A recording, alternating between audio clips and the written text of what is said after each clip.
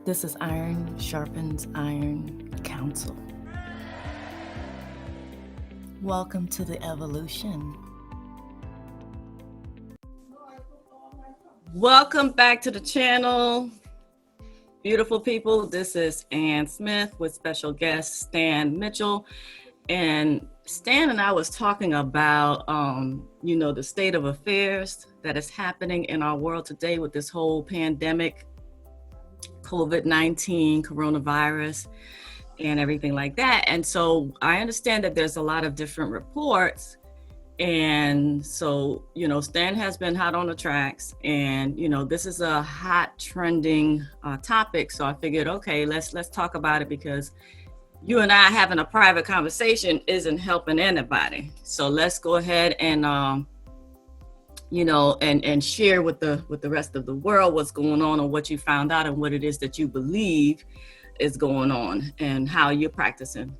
So real quick, I posted 2 videos of myself in 2 different stores. Yesterday was Target, and the other day I was at Whole Foods, and this thing is spread and just gone crazy. Everybody in the entire store had a mask on. In fact, Whole Foods would not let me in without a mask.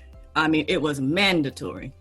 When I went to Target was okay. There wasn't any signs, no mandatory mask, none of that. But while I was standing in the line, a nurse tapped me on the shoulder, broke social distancing, since that's what she believes in, and broke the code to tap me on my shoulder with her mask on to ask me to put on a mask. So she said it was in the interest of saving my life. So since she came with that regard, then I was okay. So I just put on my mask. I didn't have a mask. I don't have a mask. I don't want a mask.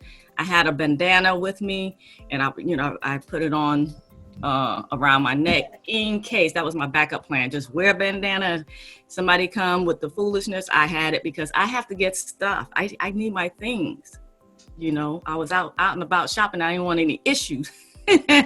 Okay, so Stan, you said that you saw a couple of special reports, and you was tell the people this with the same amount of passion that you were sharing it with me, so that people could understand that this is news that you're sharing from your heart. Take it away, Stan. Well, good afternoon, beloved. My belief is that this pandemic thing is something stemming from last year, when our government started a tariff war with China. So that's just my belief. The thing is that when that happened, it kind of disrupted our economy in terms of trade and what's have you. So if you guys can remember, the Chinese kind of like retaliated by carrying up the prices on their goods. So that kind of hurt our economy a little bit. Now, moving forward to now, is that my belief is that the government tried to spitefully hurt the Chinese economy in terms of creating this super virus, because that's what it is.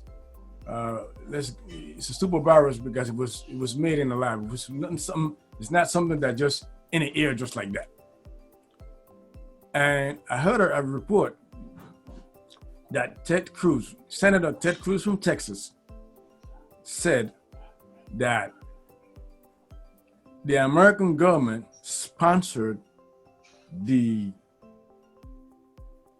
lab that created this super virus, because what they did was that they mutated the virus and made it stronger. And that's just one of it. He had paperwork stating that the American, your tax dollars, my tax dollars, and his tax dollars paid for this mutation of this thing, and they created it in a lab in China and put it out there like that.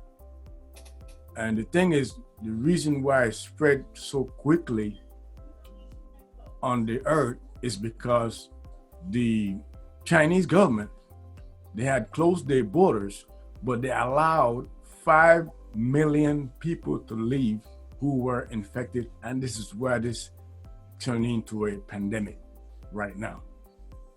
So technically, according to the sources according to Ted Cruz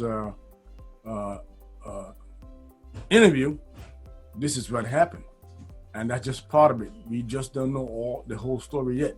This is just something that came about in an interview.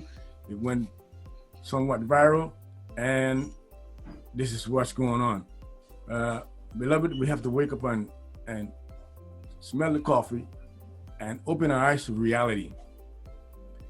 I don't know if you guys are aware that a certain time in the night, let's say about 2 o'clock, you hear like an helicopter hovering over your neighborhood and stuff like that. These people are doing much more than what it's supposed to be.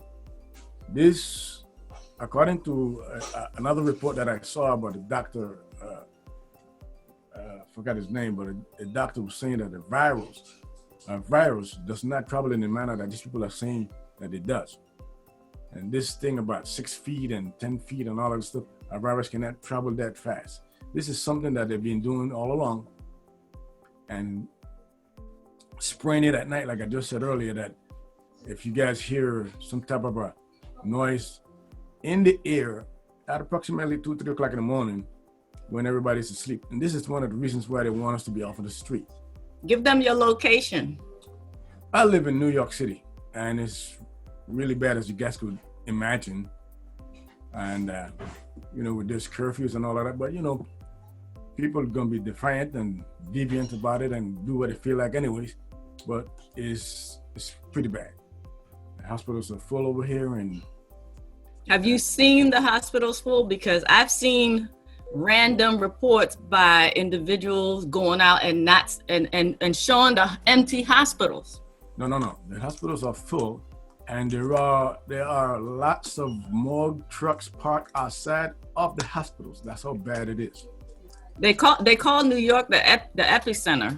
Yeah, it is. It is. As a matter of fact, there are other health workers from other states coming to New York to help us out, as well as the military personnel. They're here, and they open a lot of. As a matter of fact, they just opened a testing ground over in Flatbush section of Brooklyn in New York for testing in our community. How do you feel about this, the vaccine? What is your opinion about the vaccine? Take it, don't take it? What do you think? Are you going to take it?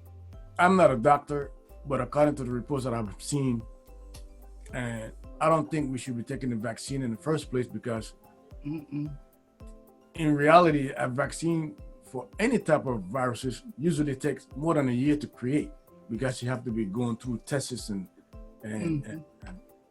getting approval from the FCC or from the medical community, and this takes a while. So I don't think the vaccine should be taken.